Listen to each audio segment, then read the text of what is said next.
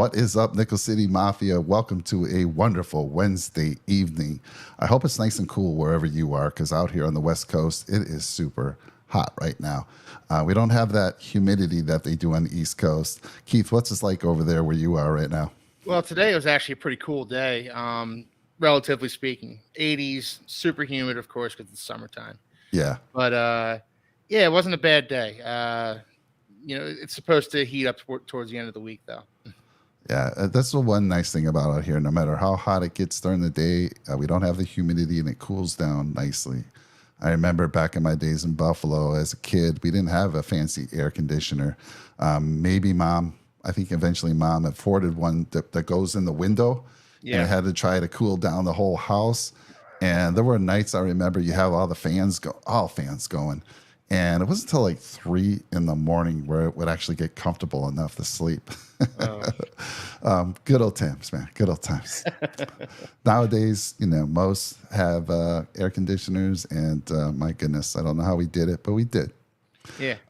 So listen, we're going to talk about some burning questions. Now, I know at this time of the year, I mean, the rookies just reported for the Bills. What was it just yesterday, I believe, and the vets will report on the 25th, and then on the 26th, the first training camp session open to the public at John Fisher University. We're all looking forward to that. And there's a lot of shows talking about, burning questions, camp battles, and we kind of did that. We beat a dead horse about camp battles. If you want to see that, check it out on our last show. But I have burning questions that I've been wanting to ask a Miami Dolphin fan, a true Miami Dolphin fan who keeps it real for a long time. I used to have my best friend Troy. Don't get me wrong, he's still my best friend. However, he doesn't follow the Bills as much, the Dolphins, as he used to. I mean, he and I go back to the Marino days. We go back even before that. I'm back to the early 70s with Joe Ferguson.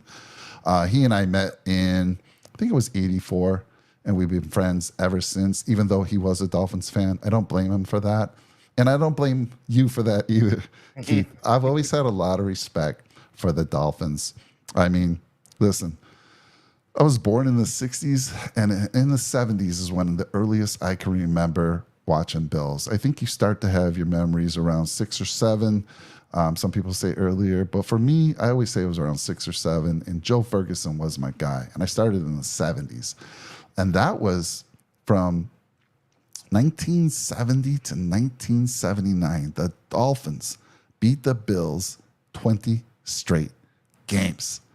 It was just insane. There were a lot of close ones, but somehow, some way, the Bills would find a way to lose.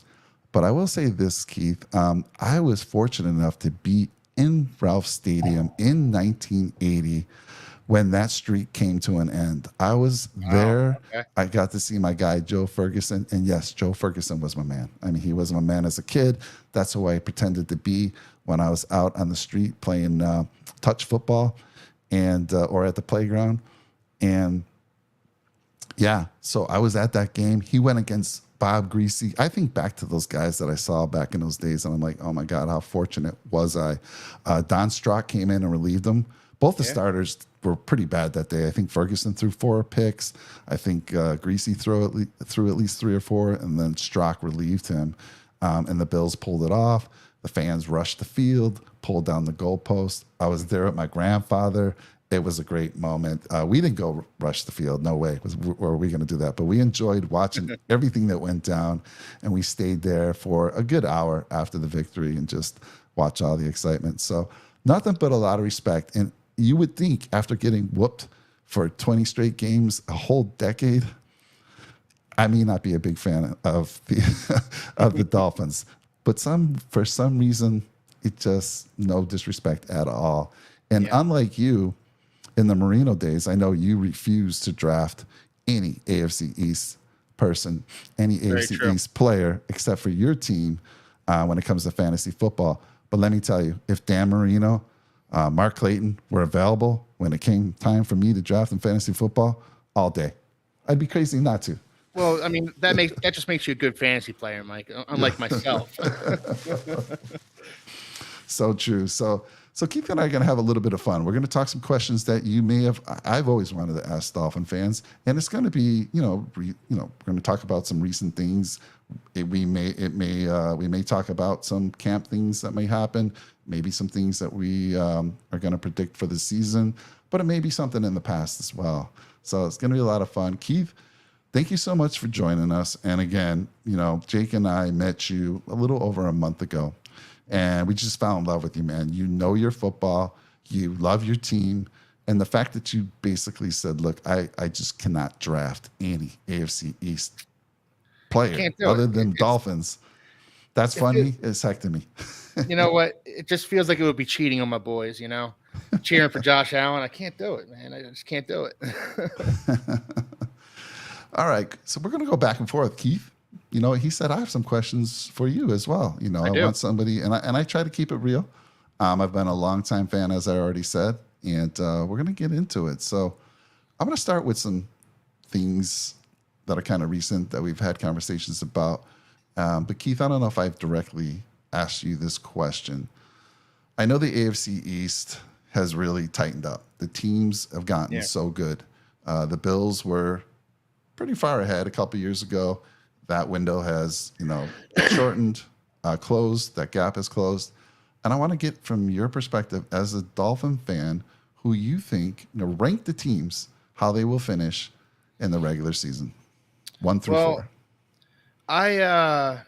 So in our first AFC Summer show, I ranked them Bills, Jets, Dolphins, Patriots. And I had the Dolphins and Jets with similar records, 10-7 records. The more I look at it, the more I look into my own team. I think that the gap between the Bills and Dolphins is closer than the gap is between the Dolphins and Jets, if that makes sense. So I still think the Bills are the best team in the division. I'm not going to. You're still the Kings until proven otherwise. Right. But until proven otherwise. But I think that there's a game or two here or there, namely the games between the Dolphins and Bills, that will decide this division. And in all 3 games last year, the Dolphins played the Bills. They availed themselves very well. They, in the snow game in December, they played a good football game against the Bills, a solid football game. And in the playoffs, they just wouldn't go away in that playoff game. And of course, down in Miami, the heat and all of that. But look, I digress. I think I will rank the Bills first, Dolphins second, Jets third, Patriots fourth. But the gap between the Dolphins and Bills is becoming more and more razor thin the more I look at this thing. Yeah, I totally agree with you. I mean, those 3 games were so close. So close. And I mean, you almost beat us with your rookie quarterback in the playoffs. You had the ball with a chance to win at the end of the game. Unfortunately, the Bills defense came up with a play. Mm-hmm. But you're right. And then, expecting to have a big home field advantage with the winter, with the snow, it just didn't seem to be a factor. Both teams were playing well in it. But yeah, the schedule makers, they flipped it this year. I know. The Dolphins are playing the Bills up in Buffalo early, and they're playing down in Miami late. So I think that evens things out a little bit. Oh no, I agree. I think my best friend Troy that I mentioned earlier, that's all he ever used to say. He's like, why do we always have to go play the Bills in the snow? Why can't we reverse it? I'm like, all right, you're gonna get a chance right now. Yeah. So let's go. Yeah. All right, so the way we're going to do this is, that was my first question. That does count. We're going to ask 2 questions apiece, and then we'll just go back and forth. I'll ask my second question here, because this one bothers me. I watch a lot of Dolphins channels. There's a lot of YouTube podcasters out there. And, I know they're being a little fun. Sometimes I think they're being just, they like to throw some shade. But what do Dolphins fans really think about Josh Allen? Come on now. What's the real scoop? All right. Well, I'll tell you, when the Bills drafted Josh Allen, I didn't think much of him, honestly. Quarterback with a howitzer for an arm, but no accuracy. That just reminds me of Ron Jaworski, Jeff George. That's the vision that I have in my head when I hear that. So I was actually happy when the Bills drafted Josh Allen. I thought he was going to be a bust. And there's a guy I know who's a Bills fan. Him and I bet a case of beer, like a real expensive case of beer, on whether or not Josh Allen was going to be a bust. And needless to say, I lost that bet. So what I think of Josh Allen is that he's a real threat. I've never seen a football explode out of a guy's hand the way I've seen it explode out of Josh Allen's hand. His arm is deadly. His feet are deadly.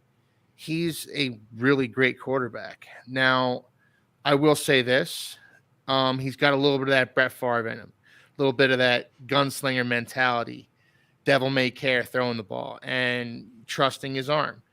And I wouldn't want to take that away from him completely, but I would want him to harness that a little bit if I was a Bills fan.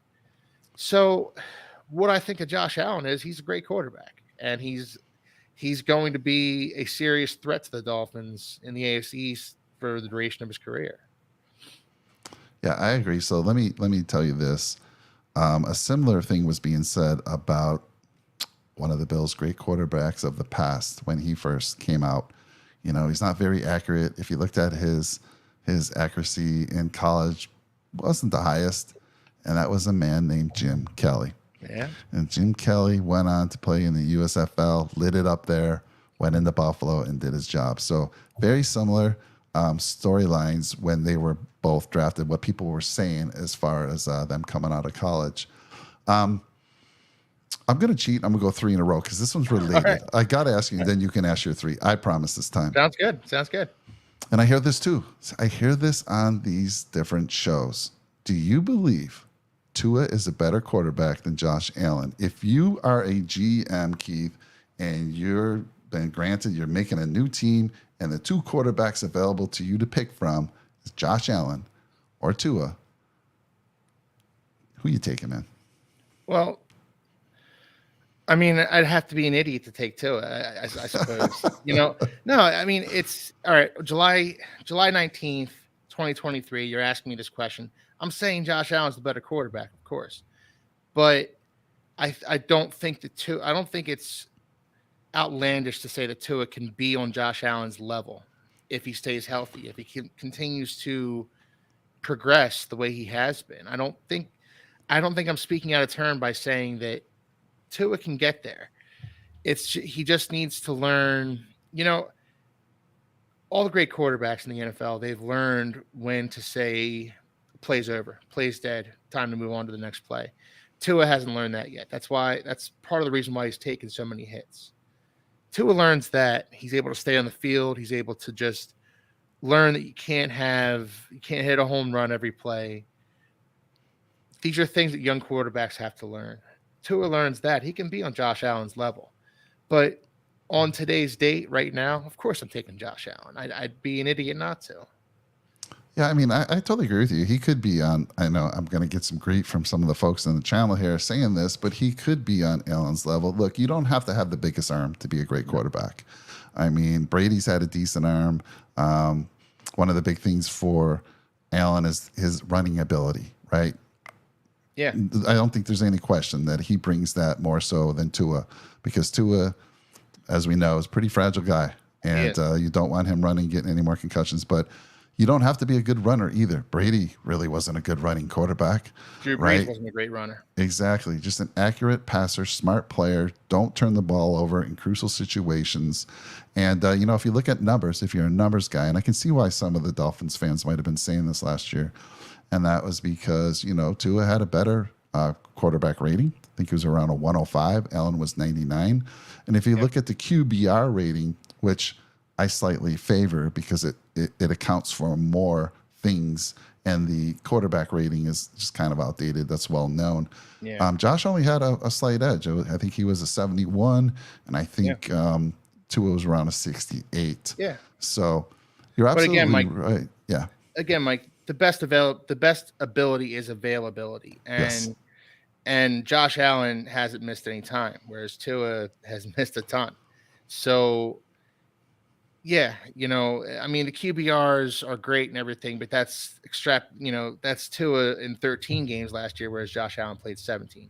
Also, Tua wasn't available for the playoff game, and Josh Allen was. Yeah. So, there's a durability factor here, and it you can't just I plead the fifth. Um, no, there's a durability factor here that you can't discount at Yeah, all. And even without it, I would still take Josh Allen at this very moment. at this point. All right, good. That's fair. And Cap for Life, good to see you. I'm sure you'll enjoy this question and answer session. Would love to get your input as well. Cap for Life, just out of curiosity, how long you been a fan? How long do you go back? Can you remember watching your Dolphins? And then Red, White, and Bills, good to see you out there, sir. It's always good to see Sean. And let's see, who else we got out there? GT Icard, Hustle on Purpose. What's up, boys? Good to see you. Thank you. First time I've seen you, GT. So if you're new to the channel, hopefully you'll like what you see. And if you do like what you see, give us a like, comment, and smash that subscribe button. We always like to say drop a nickel on that subscribe button for us. So I kind of, right away, I broke the rules, Keith. I went with 3 questions, but they're related, and I have some other related questions. But your turn now. Let me turn it over to you for 3 questions. All right. Well, first and foremost, before the podcast started, we were talking about the Music City Miracle. Now that was one of my favorite moments as a sports fan, if I'm being honest with you. It was just a miracle, absolute miracle, Music City Miracle. All right, point blank, Mike. Was it a lateral or was it a? To this day, it was a forward, Keith. Absolutely, I'll go to my grave saying that. Let me tell you, I can remember that extremely well. We had just taken the lead. Rob Johnson was the quarterback. There was there was a big debate in that game whether it should be Flutie or Johnson, because Flutie had pretty much led us most of that year. And a lot of fans thought it should have been Flutie, me included. And if Flutie plays that game, I think it's a different. I think we win that one. It's not even that close. Yeah. But they put in Rob Johnson, and he gets us to the lead. And all you got to do is kick the ball. I forget how many seconds were left. And all you got to do is kick this thing, and it's over. And my goodness, they come up with this crazy play. Sure enough, he throws it. And right away, when he threw it, Keith, that's a lateral. That's the first thing I said. It's a lateral pass. It's a lateral pass. And then I'm like, get him. I mean, I'm like, what's going on here? And he takes it all the way. Dude, it was unbelievable, that game. The heartbreak. Again, it's just another one of the heartbreaks that I've experienced all my life. And then from there, so that was in 99. And then from there, we go on this god-awful 17-year playoff drought. So it started, the ship sinking back in 99. But were you even born? You had to be pretty young at that point. Yeah. No, that was 99, so I was 12 years old when that happened. 12 years old. Okay. And you watched that? I remember. I remember it well. I remember whooping it up. Frank Wycheck, a Philly boy. Oh, God. Yeah. To Kevin Dyson. Now, I've argued with Bills fans, too many Bills fans over the years about this. I'm still of the mindset that it's a lateral. You say it's a forward pass. Every Bills fan I've ever talked to has said it's a forward pass as well. And they wouldn't. And I will say this. I mean, after looking at it, because they replayed that thing over and over, and I'm like, again, the Bills side of me wants that to be a forward pass, but it was close. And the more I look at it as I'm older, I do say to myself now, I can see why they didn't call it back. So I do say that. I think either way they call it initially, it stands, right? It's one of those things like however they called it, it was not enough evidence to overturn it. And the replay was still in its infancy. The replay reviews, that was still in its infancy at the time. So I've seen sports science shows, where Frank Wycheck's arm was here and the ball, and everybody has a different take on it. I just wanted to hear your take on it. Yeah. To this day, like I said, I'll go to the grave saying it was a forward pass. Fair enough. What else you got for me? All right, question 2. So I talked about Josh Allen's arm earlier. You obviously have a more extensive knowledge of football history than I have because you've seen more of it. Have you ever seen a quarterback with an arm like Josh Allen's? Because I know I haven't. Yes. Let's see if I can remember their names. There was a guy for the Raiders. Daryl Monica? No, that's a little too old, too far back. Okay. But if I think back in the day, obviously it would be John Elway. Okay. Yeah. Elway for sure had a rocket. I mean, no doubt. I would love to see Elway, Josh Allen, and Patrick Mahomes in a throwing contest to see who can throw the ball the Mm. furthest. That would be amazing. I can think of any other ones back in those days. Terry Bradshaw had a pretty strong arm. Not the Okay. most accurate, but that boy could throw the ball pretty Yeah. far. So he'd be up there. And I know I'm forgetting another dude who could just let it go. Maybe you know what? It's not a quarterback. You know who I'm thinking of? A Ray Who? Guy, the punter for the Raiders. Okay. That dude could kick it. Hell of a leg. I mean, my goodness. So that's probably who I was thinking about. But it would probably be Elway for sure. Yeah. I mean, I can't think of anyone else that I would put up there with that type of gun, rocket arm that I can remember. Okay. Question 3: What were your thoughts when the Bills drafted Josh Allen out of Wyoming? Because there were a lot of mixed reviews on him coming out of college. So back in those days, and then it wasn't that far long ago, before I Yeah. actually had a show, I didn't really do a lot of draft research, right? Okay. I didn't look at the guys, but I did hear from my friend, who's actually one of the members on our channel. He says, look, if they take Josh Allen, you are going to be super happy with this pick. The dude's big. I saw, I looked at his size. Of course, you look at Yeah. 6'5", 235, 240, can throw the ball a mile. You're thinking to yourself, I mean, it's got some skills, good skills to start with. Yeah. And then I did hear the accuracy issues. But dude, when he got out and in his first, when he did get to start, he didn't start immediately, but when he did, you could see the passion in this guy. I mean, the first, I think he hurdled, what is he hurdled? Like 3 or 4 guys now in his career. And I Yeah. think it was Minnesota was the first one where he hurdled. And then, after year 1, they consistently got that accuracy better. But coming out of college, dude, I was just looking for somebody. I did not want him to take Baker. So I'm glad, Okay. Baker was off the board. There was a lot of talk Yeah. who was going there. And honestly, of all the ones that were taken ahead of him, which there were a few, Mhm. there was no one else I was saying. I wasn't like, oh my God, we should have took this guy or Lamar. I know Lamar went late in that round as well. Yeah. It was a great a pick, and I had no issues with it at all. Okay. Like I said, I chuckled. I thought he's a bust. The Bills doing, at the time the Bills were pathetic. So the Bills doing Bills things, and I'm eating crow right now. I was completely wrong about that. All right, let's get on to my next. We'll go three by three here. Okay. If Vegas had a prop bet, I'm sure they do. If Vegas Yeah. had a prop bet where Tua starts in regular season games at 13, the number's 13. Now look, he's played, started 9 in his rookie year. He started 12 in his second year and 13 last year. Now he must have experienced. I mean, he had some serious concussion issues last year. But if you were a betting man, are you betting the over or under on 13 games? Is he going to play more than 13, or is he going to be right around that 13 or under? I've gone back and forth on this, honestly. I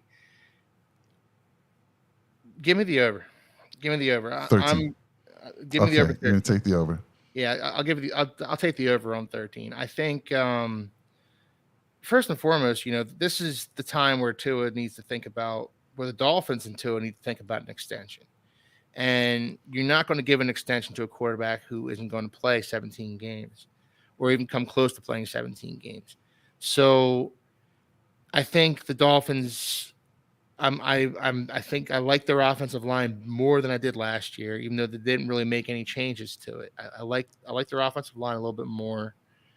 And I think Tua is going to do a better job of eating the ball when the big uglies are bearing down on him. When it's time for him to take a sack, he's just going to take a sack and move on to the next play.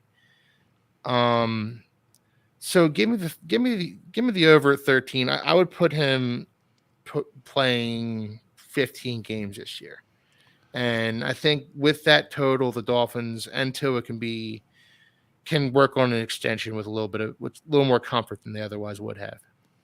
Now, did they? Let me just ask you though, because part of that problem was their offensive line. Did they improve that offensive line enough to protect them? I know there's other things they can do, like Yeah. you said, the scheme, the play calling, but did they improve that line at all? No, not not through the draft and not through free agency. But what you have to, well, they brought in Isaiah Wynn, who I think is going to be their starter at left guard ultimately. But I think what you have to understand is they at right tackle, Austin Jackson has not been healthy at all this season, throughout his career. Right.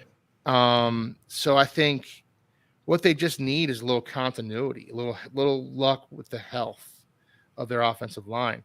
They get that, and their offensive line will just improve automatically through osmosis.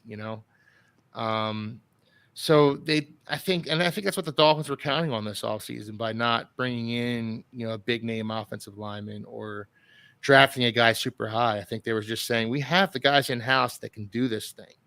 They just need to stay healthy. Yeah. So a little bit of luck would get to it at 15 games. I'll admit that, but I'm hoping luck's on their side this year.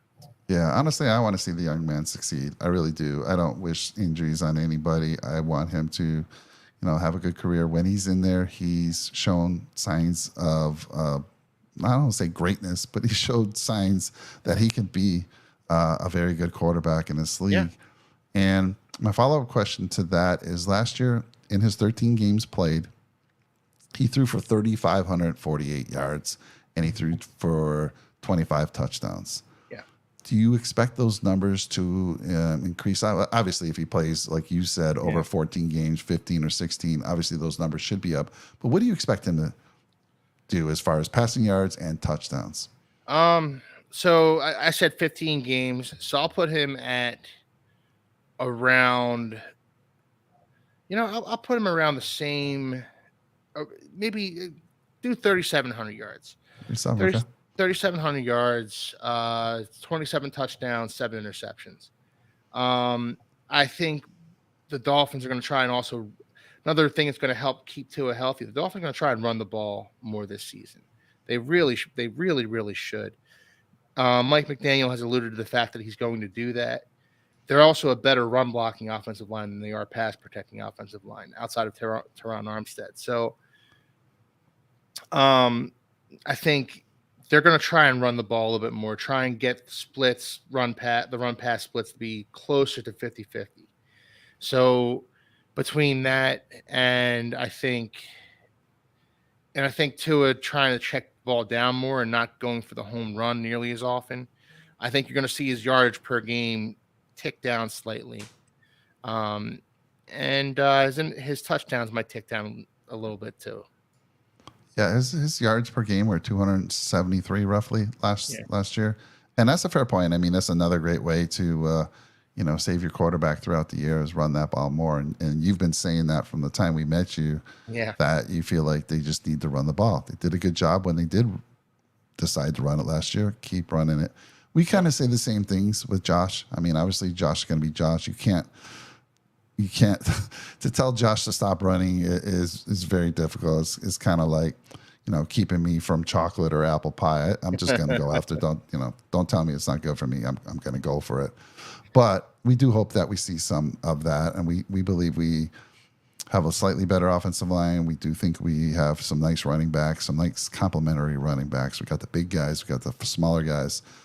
So hopefully that will also keep Josh a little bit out of trouble.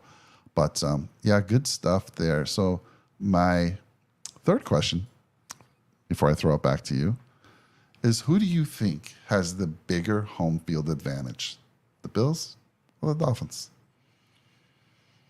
Um, I guess I'd have to go with the Bills. Bills Mafia. They're a pretty rabid fan base. Whereas I've heard that the fan base down in Miami is a little more milk toast. They're a little calmer. Um, and you know what? If I had to endure Buffalo winters, I'd be pretty rabid myself. So I can't say I blame them. And I think that now you play the Dolphins in September. That's a pretty huge home field advantage. You play the Bills in January. huge home field advantage. But like I said, the schedule makers, they flipped it this year. Um, the Dolphins are going to play the Bills up in Buffalo early in the season, and the Bills are going to play the Dolphins when things cool down a little bit down in South Florida. So, all things being equal, I give the edge to the Bills there. Okay.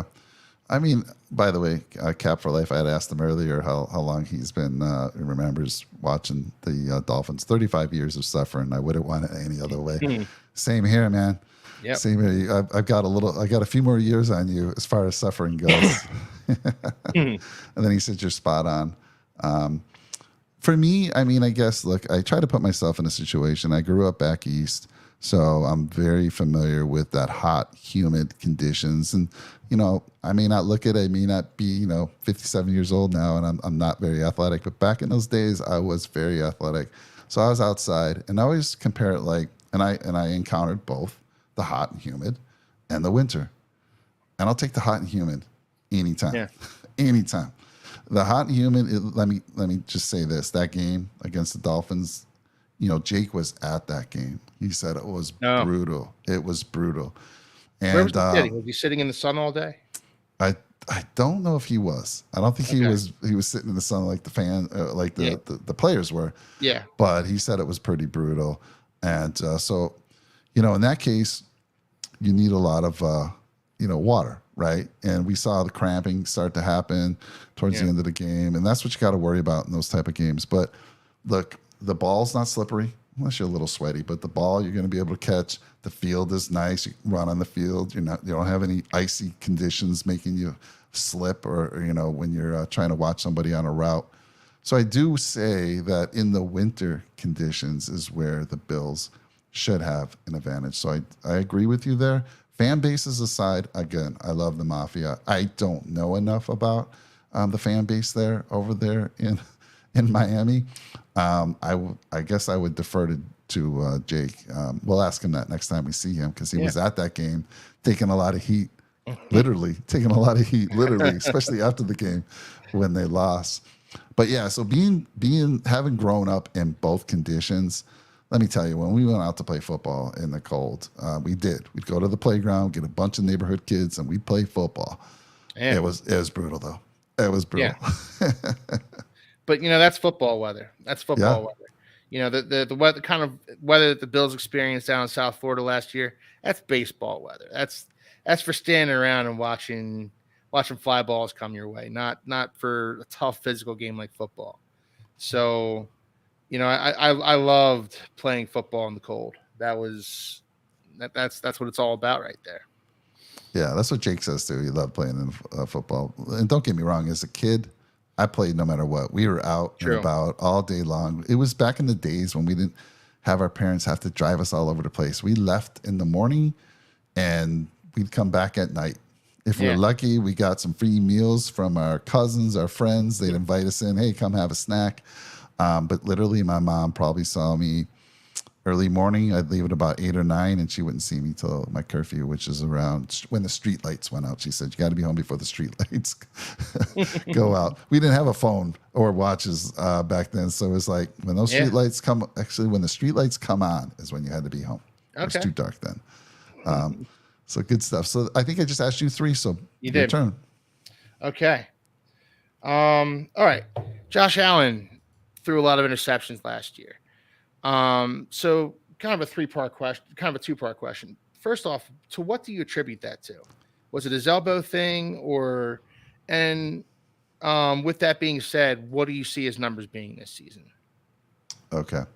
So for last year, he threw for 4,283 yards, and I'm talking regular season, and he threw 35 touchdowns, 14 interceptions. And I think if you take a look, and I was looking at this earlier because somehow I kind of knew you'd probably bring something like that up. But his interception percentage was like 2.2 last year, where two was 2%. So 2% of his pass attempts were intercepted, 2.2% of Josh's. What do I attribute that to is, like you had said earlier, Josh, offensive line, forcing him to make plays. I mean, I'll be real with you. Last year, the offensive line was atrocious. and Josh Yeah. Allen to do a lot of Josh Allen things. And again, like you said, a little bit like Brett Favre, always trying to make a play.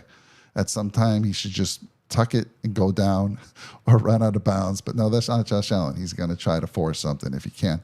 Many times it works. Don't get me wrong. Many times it works. So I attribute a little bit of it to that, the offensive line. I attribute the others to the play calling. Look, we had a first year play caller in Ken Dorsey. Yeah. And we as fans just struggled with the fact that they weren't taking the check down. It didn't feel like they were looking for that check down at all. Was looking for that big play. A lot of Gabe Davis, Gabe Davis was a 50-50 ball with him. Based on the number of attempts to him, he was slightly over 50% catch rate. But a lot of those were low percentage throws to him. And he's taking a lot of heat for that. But a lot of them weren't just low percentage. So I think the other thing is play calling. And I worry about that. And that's a big thing that I'm looking forward to this year. See if Dorsey adapts and makes those changes. Utilize some of those running backs. I mean, we had Naheem Hines. We didn't utilize him enough out of the backfield. We had McKenzie. Didn't feel like we utilized him. We have James Cook. We drafted James Cook because he was a great receiver out of college. Yep. Just didn't use him much in the passing game. And I hope this year that we do. So a little bit of Josh Allen being Josh. I mean, he never wants to take a negative play. So he's going to try to make a play. And dude, let me just say this. I always say this. When he rolls to his right, you're in trouble. If you let that man roll to his right, 9 out of 10 times, something bad's happening for the opposing team. You get him to roll to his left, now you got a shot at it. Yeah, you got a shot. I think you guys missed Brian Dable a lot last year. I'll say that. For sure. And I mean, what he did with the Giants last year, kind of turning them around, it just shows what kind of a coach that he is. Oh yeah, definitely. All right. So in that Josh Allen vein, Stephon Diggs walked out of minicamp, was sent home from minicamp one day. So is this whole thing between Stephon Diggs and Josh Allen, is it over? Or when's it going to rear its ugly head? How is it going to rear its ugly head? I don't think it's over. I think, again, I've heard mixed stories about what it really was. I mean, first I heard. I don't think we're ever going to get the full story. Yeah, I don't think we'll ever get the true story. Last thing I heard was that he was mad at Josh for not apologizing for something. I don't know. But here's the deal. I mean, everything's hunky-dory right now. And it was hunky-dory last year when, during training camp and the start of the season. And Diggs had what? He had, let me give you some numbers here. He had 154 targets. Yeah. I think Tyreek Hill had 170, but Diggs got his targets. The problem was they started to go away from him for whatever reason. Now, it might have been a defensive scheme. They're like, we're taking Diggs away. But a lot of good teams, they still get their top receiver the ball no matter what. Yeah. I mean, my God, Jerry Rice, I used to think to myself, how can no one guard this guy? Cooper Kupp a couple years ago. Yeah. How can they not stop this guy? So they feed their top receivers the ball. They figure out a way with a scheme. And I think Diggs, in the playoffs, they were going away from him. He's like, throw me the ball. So I can see a little bit of that. I can see his side there. Look, I'm your guy. Get me the ball. We'll make things happen. He's very competitive. He wants to win. My problem with it, though, is, we saw him do it on the field, right, last year. You saw his frustration on a couple plays. It was happening. And then he'd say something on the field. They'd go off to the sideline. He'd still say something. I felt like Josh was just being pretty good about it, just staying silent. But to me, take that to the sideline. Don't show anything on the field. Because what's the opposing team going to say? We're getting to him. Keep it up. He's frustrated. And once football, like any game, it's like poker. It's a mental game. So I do worry, Keith, to answer your question. I know I've been taking the long road to answer this, but I don't think it's squashed. I worry. First sign of trouble. How's he going to behave? How's he going to act? Well, it's a complicated question. It's a multifaceted question. So I guess kind of playing off of that question, do you put this? So I kind of personally, I put part of it on Josh Allen for, first off, not looking for Diggs more often, not getting with Diggs and saying, yo, I'm the leader of this team. You're a distraction. You are we have Super Bowl aspirations, and they're talking about me and my number one wide receiver feuding right now. That is the last thing that anybody should be talking about. So I put part of it on Josh Allen to go to Stephon Diggs and knock off this nonsense. I'd like your take on that. Yeah, I kind of agree there. For me, that's kind of my personality. You know, I'm a Yeah, manager right now of a group of a team. I have a yeah, team of 11, by the way, a football team. And you know, if something's not happening, we're gonna go talk about it. Look, if I'm Josh Allen, and he's got to be that leader, everyone knows he's the guy.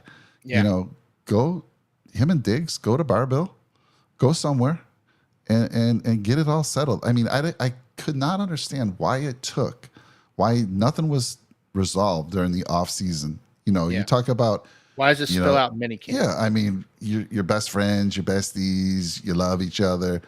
Work that out during the off season. But even during the season, when that starts to happen, you know, call him over. And again, the worst thing you can do is have a scene on the sideline. Everybody's going to jump all over that. Press is all over that.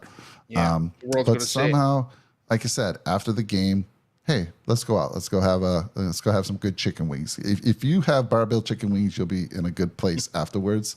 Good place. So I do agree with you a little bit, Keith. To me, I'd like to see him take that. And again, I don't know completely. Maybe he does. We Yeah, don't know. We don't know behind the scenes. You know, does he call him up? I know Josh has a lot of parties at his house. He brings the team over. He hosts a lot of the get-togethers. So you would think, but I guess my problem was with Josh and McDermott or yeah, Dorsey for not connecting with him during the yeah. off season to make sure we're all good. I So I put just a little bit of know. blame on all of them. So I just, I mean, I think back to once again. I think back to the great quarterbacks: Peyton Manning, Tom Brady. Receivers didn't do this to Peyton Manning. Whew, no, You know, receivers didn't do this to Tom Brady. Even Randy Moss, when he got to New England, he fell in line with the Patriot way. yeah, And Josh Allen is still a relatively young quarterback in this league, and he's still making his way. But this is something he's going to have to learn. Where I need to take the bull by the horns and basically, in my opinion, he needs to tell Stephon Diggs, "You'll get yours. Just keep on chopping wood." yeah.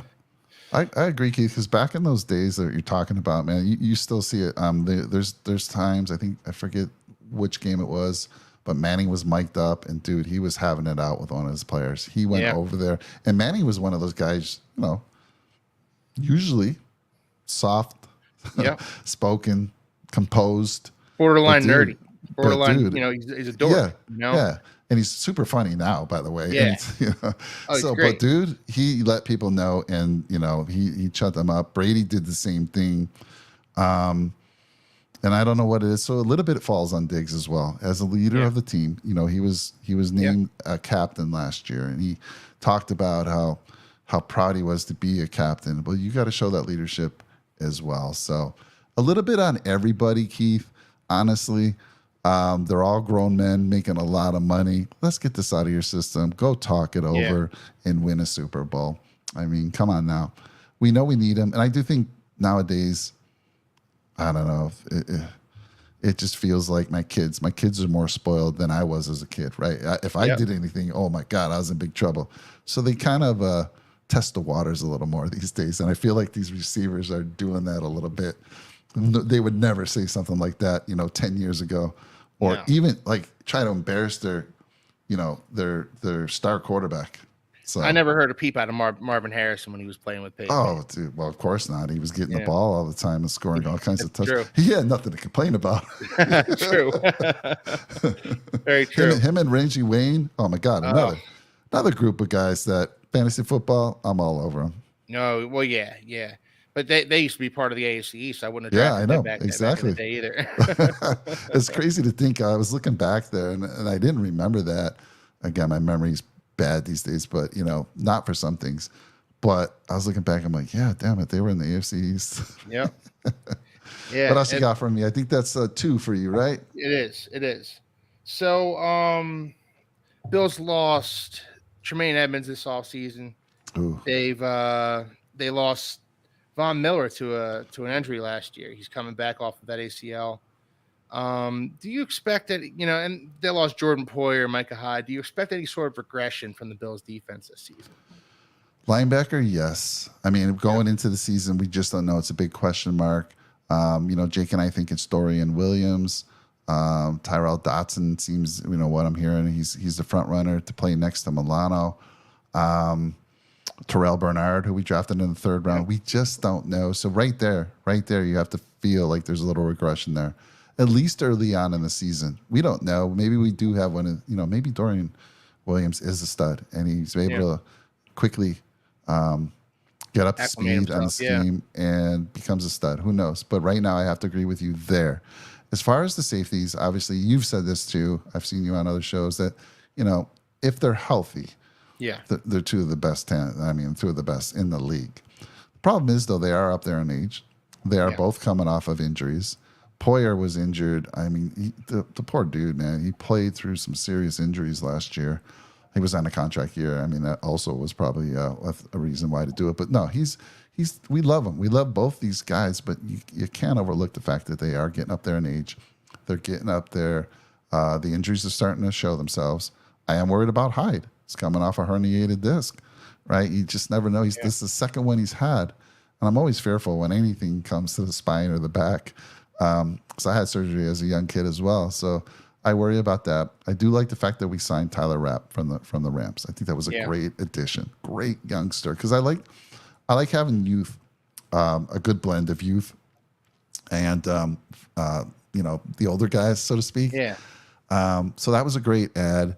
We do have Damar Hamlin coming back, and again, that's another one. I don't even know what to talk about when it comes to him. I want that guy to be successful. Yeah. I want to see him on the field. The doctors have cleared him. I don't cheer for the Bills, but I cheer for Damar Hamlin. Yeah, but I worry. I worry about him. But I have to trust that doctors and the training staff, they know better. So if they say he can play, he's going to play. Yeah, the Bills wouldn't let him go back out there if there was any risk of what happened. We've heard it all. It was a 1 in a million thing. What happened to him? 1 in a billion thing that happened to him. Yeah. He wouldn't be out there. The Bills wouldn't let him go out there if there was any risk of that happening to him again. Any more of a risk of that happening to him again. Yeah, and then you talk about Von Miller. You asked about. So Von's Von. He's saying he'll be back week 1.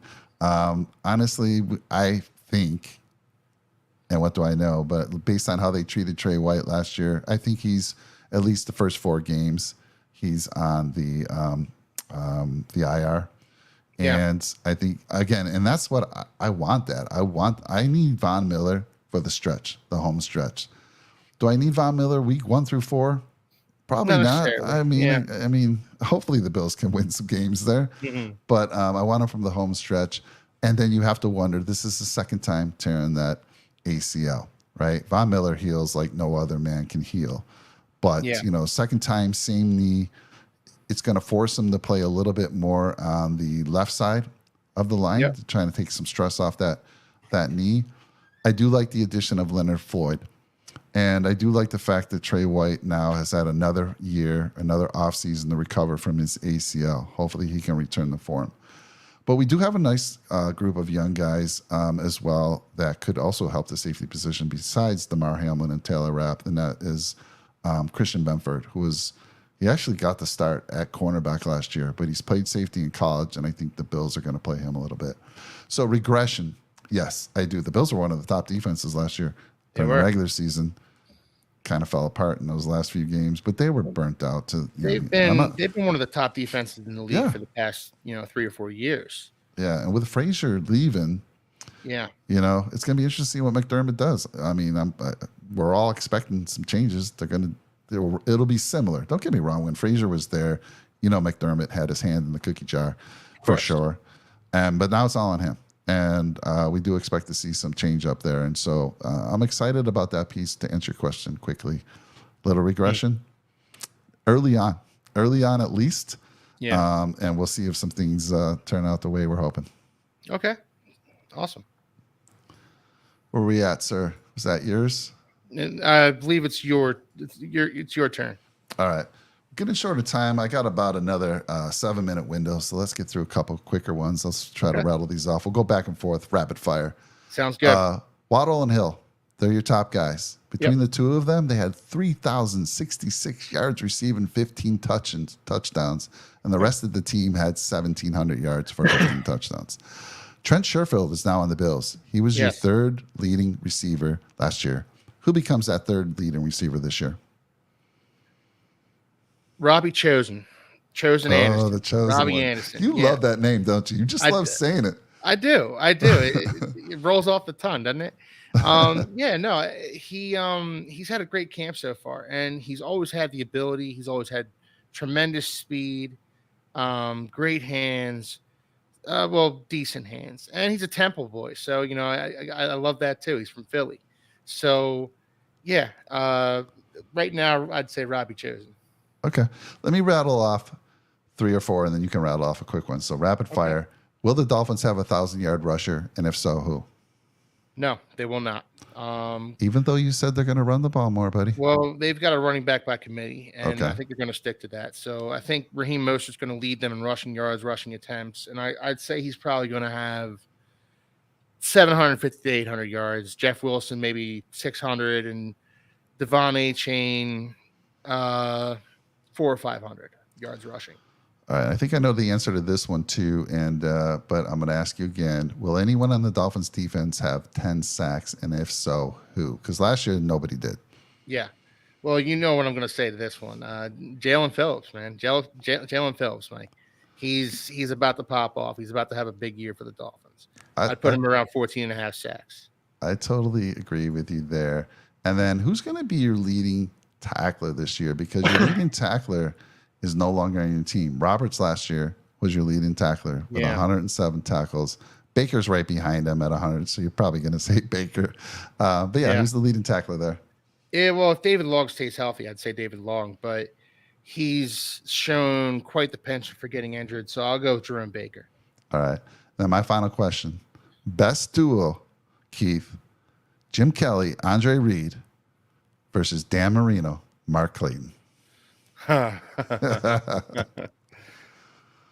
Give me Marino and Clayton all day. I don't blame you for saying that. I will say this. So they hooked up for 82 touchdowns between the two of them. Yep. Jim and Andre, 71. Jim didn't play as long as Marino did in the NFL, but he was with Andre for most of his career. So yeah, I'd give you the slight edge there. I will say this: Jim Kelly was undefeated against Marino in the playoffs and had the better edge overall throughout their career. I watched in my formative years. I watched Kelly beat Marino's brains in with Andre Reed and Thurman Thomas and all those guys. So I have one other burning question I have to ask you. So the Bills have the shout song at their games, and the Jets have the JETS, Jets. I'm not sure what the Patriots have, but what the hell do the Dolphins have? To be honest with you, I don't know. I don't know. I should get together with some Dolphins fans and make something up though, right? You need to figure that out and let us know next time we talk to you, because I'm curious what the hell they do at their games. That shout song's fantastic, by the way. And a quick story on that: I went to the Rams game opening day last year in SoFi Stadium in LA. Mafia overtook the stadium. That happens to the Rams and the Chargers, unfortunately, if you're a fan of those two teams. However, they had on the scoreboard, hey, text what song you want to be played, or what song do you want to have them play. I think they did it at halftime. Of course, the Mafia puts the Bills shout song. Now, they didn't play the Bills version, but they played the original version of the shout song. How funny is that? You're at a game and they're playing the Bills, the shout song. I'm like, I recorded that thing. I'm like, that was a proud moment. Anyhow, rapid fire. Back to you, Keith. All right. So you mentioned, so I live in the Philly area. You can't get good cheesesteaks outside of Philly. You just can't. Is it the same case with wings? Are they that much better in Buffalo? They was so much better. It's the cook on the wing. It's the way they cook the skin. A little bit has to do with the sauce, but for sure, I actually had a debate on Facebook. There's I live in a city called Temecula, and there's Temecula Okay. Talk. There's a ton of people in there. And somebody was asking in that channel, hey, where's the best wings to get here in Temecula? And I had to chime in. Usually I stay out of those things, but I said, none. Just take a trip to Buffalo. That's what I chimed in. I said, none.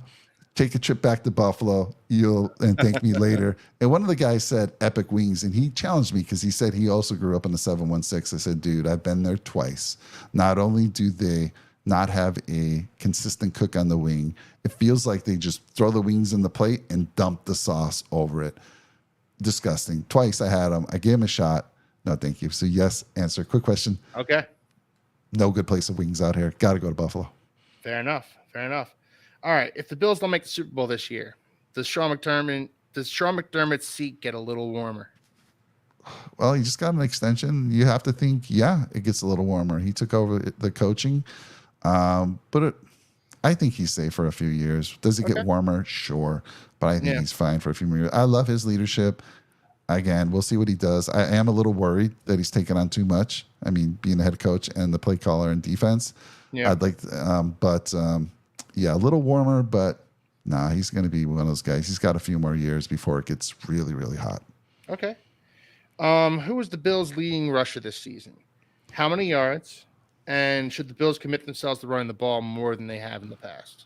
Okay, so that was Singletary, and how I know that is I had a bet with Jake, because Jake was a big James Cook person. Yeah. And I was like a big Singletary guy, so we put a little friendly bet on that. And Singletary had 819 yards. Yeah. I thought he might get to 1,000, and then Cook had 507. So we actually did it. The bet was for total yards, and now Singletary's gone. And I'm sorry, what was your question? Did you say, do we get to 1,000-yard rusher? Well, who's their leading rusher this season? Is it Cook? Is it Damian Harris? This is a tough one because, I go back and forth. A lot of people are saying Damian Harris should be that first and second down back. And some people are saying it's Cook's, first and second, and we'll bring in for a changeup Harris. I'm going to say it's Cook, the younger guy. I'm going to say it's Cook. We drafted him in the second round for a reason. Combined yards, definitely over 1,000. I don't think he'll get 1,000 rushing. So I think it'll be 1,200 total combined yards. Thurman Thomas like, nah, not even close to Thurman Thomas like, but yeah. So, but do I see him? No. We got Damon Harris, who if stays healthy, he's going to get a lot of time. We got Latavius Murray, who we think may still make the active roster as well. We got Naheem Hines, so we got a lot of mouths to feed. So I don't think I don't think we see 1,000-yard rusher, just like you said, you don't see one. Okay. One final question for you, Mike. Yeah. Bills Mount Rushmore. Lay it on me. Oh boy. Okay. So Kelly, Kelly's my favorite all-time player. No doubt about it. Andre Reed is my number 2. Dude, it's actually easy for me. It's Reed, it's Kelly, it's Thurman Thomas, and it's Bruce Smith. Okay. I mean, no it's Mark Levy. Well, sure. Is it Mount Rushmore? How many do they have in there? 4? 4. Yeah, I was going with 4. If honorary, if we can chisel in a little bit of Marv, absolutely. Okay. But that was the easy one for me. Okay.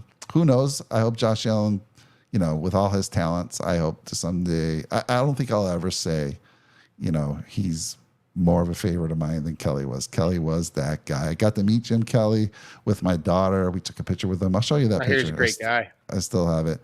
Yeah, you hear mixed things, but when we met him, it was great. I had my little 2-year daughter. She was so damn cute, and he was super nice to us. So, yeah, easy. That was easy Mount Rushmore for me.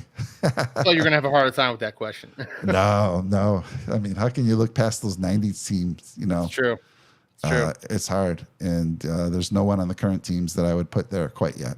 Josh Allen could be there. I think he could be there. We'll see. Yeah. All right, man. Listen, Keith, that was a lot of fun. I mean, thank you for joining us. It's good to be able to talk to someone who keeps it real. I hear so much of these things, and I just had to get these burning questions off my chest. And thank you for answering them. Absolutely. Thanks for having me on, Mike. Appreciate it. You got it. We'll see you soon. You are on the AFC East Summit channel. Please check it out down below. See you guys next Tuesday at 8 o'clock. Yeah, down below there's a link to that channel. Please subscribe. They bring you some good fun there. It's all for representatives from every AFC East team. And then Jake and I, by the way, I didn't say Jake's out moving. That's why we don't see Jake tonight, Jake Padre. If you're coming to the channel, you're like, where's Good luck Jake? to you, Jake. Yeah, he's congratulations to him. Yeah. Got a house. He's moving. So we'll see him soon. Anyway, Keith, I'll see you soon. Take care. Absolutely. Go Bills. Sneaking it in. Go Fins. Go Fins.